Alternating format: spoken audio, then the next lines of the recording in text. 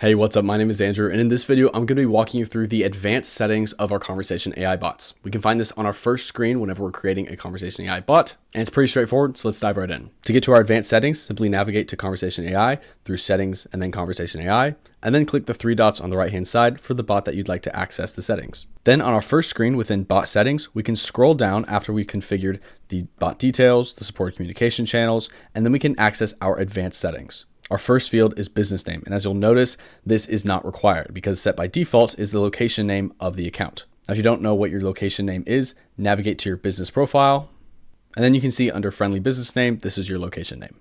Now, if you have an AI bot that you don't want to use the default location name, then you can add in your business name here, and then it will use this name whenever it's asked questions or whenever it's instructed to within the conversations.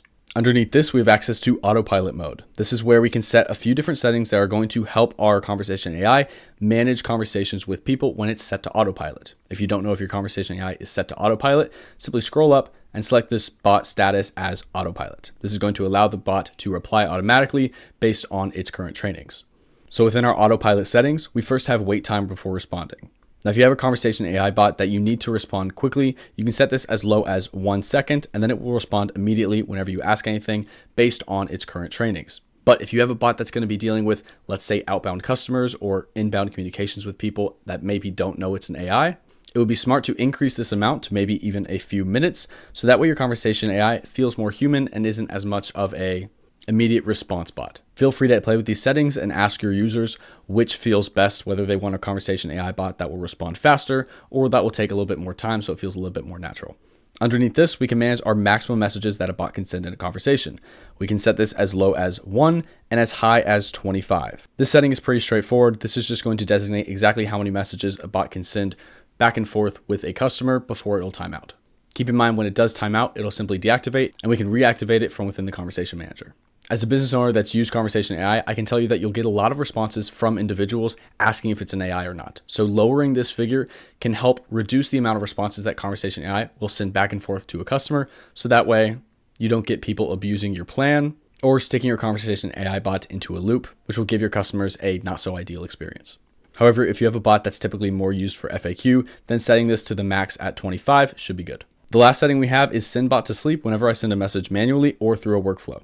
Under here, we can designate for how many hours, minutes, or seconds that we need to set the bot to sleep for. And this will trigger whenever we send a message manually. So if we go to the conversation manager and send a message to a client while it's talking to the AI, then the AI will cut out if we have this turned on, or if a message gets sent through a workflow. For example, let's say we have a customer that's sending an SMS to our number and having a regular conversation. Then they send a keyword that you have a workflow set up in order to send some information to the customer if they send that specific keyword.